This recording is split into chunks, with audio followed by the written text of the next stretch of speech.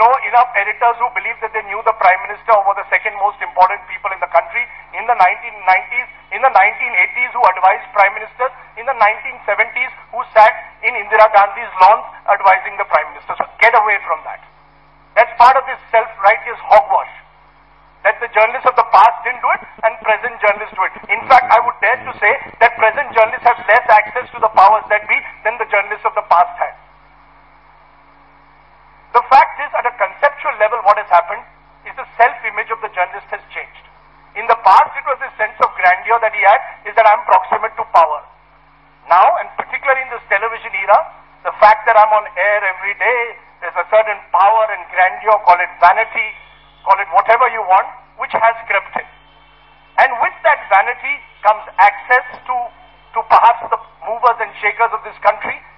With that comes the belief, in a sense, that you forget what your original purpose was.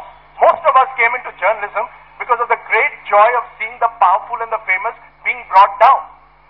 Now the same powerful and famous have co-opted us to the point where on the front page of the Times of India, you will have Shobha De writing on the building of Ambani as if it's the greatest thing that has happened, is the Taj Mahal, with not a note of skepticism. Where we will write stories in a manner which are designed to suggest that we have been co-opted. And that's because our self-image has changed. Most editors now believe that they are larger than life.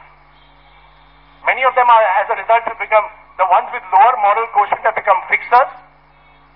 The ones with a slightly better moral quotient have become vain, and dare I say, as these tapes show, foolhardy. The second point that comes in, and the second reason, is more practical, and that's what I hope every reporter here will also understand. We live in a highly competitive world out there. In that highly competitive world, access is the key. Access, many of us believe, comes from proximity and personal relationships. And this is happening at various levels. Look at what is happening in political journalism. The editors who speak, and call for resignations on air, will some of those editors publish in their newspapers an anti-left article? Why don't they?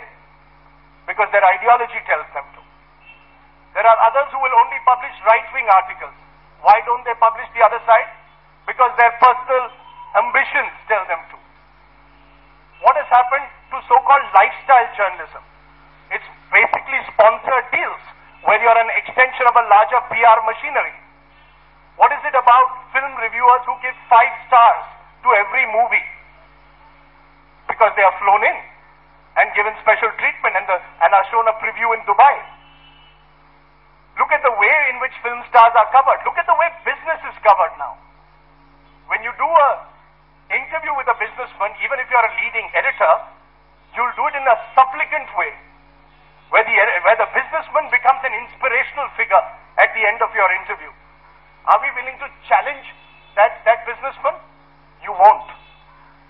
And that's where the point which Mrinal Pandy says is relevant. The ownership patterns are relevant to it. But the solution is not this old world that having an IPO means you're necessarily bad. In fact, I would flip it round that an IPO at times can give you the power, in a sense, at least to hold your own against the outside corporate world.